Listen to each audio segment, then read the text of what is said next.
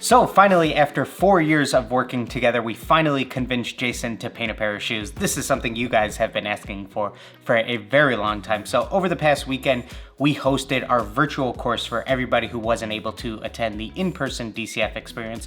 So rather than me trying to work on a pair of shoes while still trying to talk and kind of teach everybody, I thought that it would be really cool to have Jason actually sort of be the test subject and work on a shoe from start to finish while I sort of help guide him and everybody else can kind of learn along the way. Even though Jason is doing it for the first time, there's still going to be a lot of little tidbits that I know we'll be talking through that would be super beneficial for anybody to hear. So lucky for me, when it comes to shoes, my taste is pretty simple. I'm more of just like simple color blocking, and my inspiration was actually from the show Teen Titans. There's a character, his name was Red X. My overall goal for this shoe was to create a shoe that possibly he would wear. So after editing nearly 200 YouTube videos and hearing me repeat the same things almost on a daily basis, let's go ahead, put this young Jedi to the test and review his customs.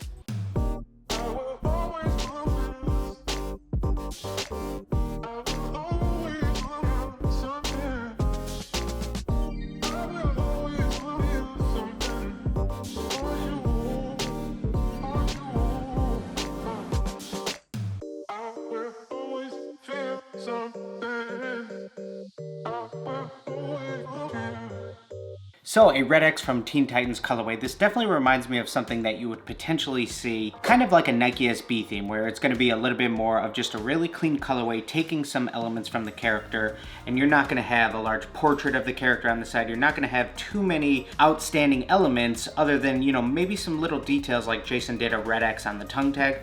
And I think that you did a great job airbrushing for the first time, man. The sock liner stayed damn near factory soft. You did a great job with that. I think that you airbrushed the gray and the beige, correct? And then hand painted all of the black. And then just as far as little things that I think could potentially be improved, there's not a whole lot of the main obvious details that sometimes can go wrong with something like this, like forgetting to touch up your edges or leaving a ton of paint on the midsole. You went back, you took your time. That's one of the most tedious parts when it comes to customizing shoes.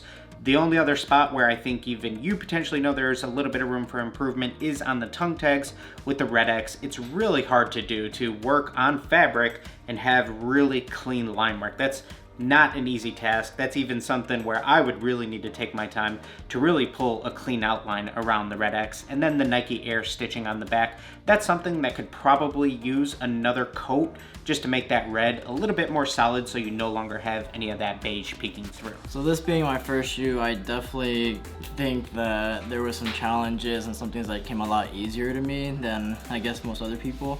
For example, the airbrushing, to me, if it was up to me, I would airbrush the entire shoe. I actually would look for a way to possibly tape off all the edging, possibly with like a tape shield or something, and that way I'll just go in, airbrush everything and not have to touch a paintbrush, because I honestly don't like the hand painting. Which is super interesting, because if I were doing literally this exact pair, if I was commissioned to make these, I would probably hand paint the whole thing. I probably wouldn't even pull out the airbrush, to be honest. I probably could have cut my time that it took total, which was what? This is probably a 24-hour pair. Yeah, in total it was like 24 hours, not straight through, obviously broken up during the week, but I think if I was able to airbrush everything, I probably could have got done most of this in 8 hours, and then touch-ups taking like maybe 3 hours. The thing about saying going into it, knowing you're gonna airbrush everything, is that when you're doing clean color blocking like this, no matter how good of a taper you are, no matter how good of building these tape mechanisms that you're talking about are, you have to go in at some point with a paintbrush to do your touch-ups of your edges and stuff. And if you have everything completely done with an airbrush, then like you sort of mentioned, it's hard to get the paint to line up in the areas that you've done hand painting versus in the areas that you've done airbrushing. So an option for something like this is, let's say you said, okay, I wanna airbrush the whole thing, do your 3 to 4 coats of airbrushing, and then your final coat, always do with a paintbrush. So it's solid with a paintbrush, and then, exactly, so now everything will match up once you go into those other areas and touch them up. So interestingly enough, I think that so many people are afraid of an airbrush. You know what I mean? So many people say to us that, you know, I'm scared to even use one. It kind of gives me nothing but a headache.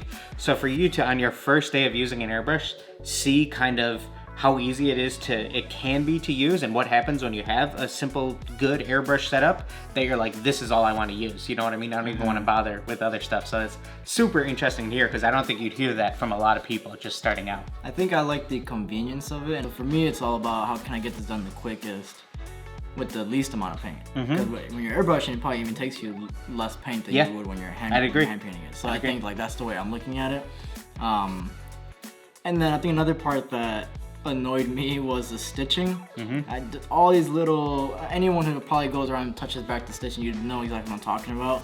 But like even now as I'm looking at it, there's probably little white specks here and there, like in the stitching that you'd have to go back and like little tiny brushes just get in there and just keep poking it. And also, I guess this is a tip for any other beginners out there, but I'll probably show you guys a close-up of the tongue tag, but you could see that I used Too Soft in my beige paint when I was hand painting the tongue tag. So that made it a lot easier for me to paint the red on top of the tongue tag.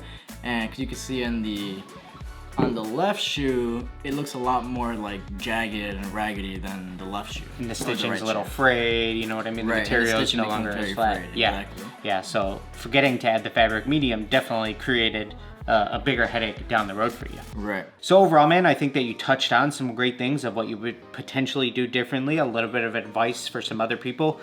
What are just some other big takeaways you think you have from doing this kind of for the first time and doing a damn good job at it? Let me say again, man. Thank you. I think if you're selling these, I mean, these personally took me 24 hours. Oh, that's something we talked about, the price. Right, yeah. I might be able to like, you know, knock down the amount of hours it took me just because I was being so picky about this. But even then, I feel like if I only charged $100 for these, I'd never do this again. You're killing yourself. Exactly, I would never do this again. So I don't know how people charge so little and then like just, you know, every day get back to this and like expect to make ends meet at that point. Yeah. But definitely don't undersell yourself. I don't even paint shoes like this, and I wouldn't even sell these for $50 to $100. I would definitely charge someone $300 at least for them. Yeah. And if anyone tells you anything different, then you're talking to the wrong customer. Yeah. Ooh. We'll end on that note, guys. Go ahead, be sure to give this video a like if you haven't already. Make sure you're subscribed. Everybody get out there and just create.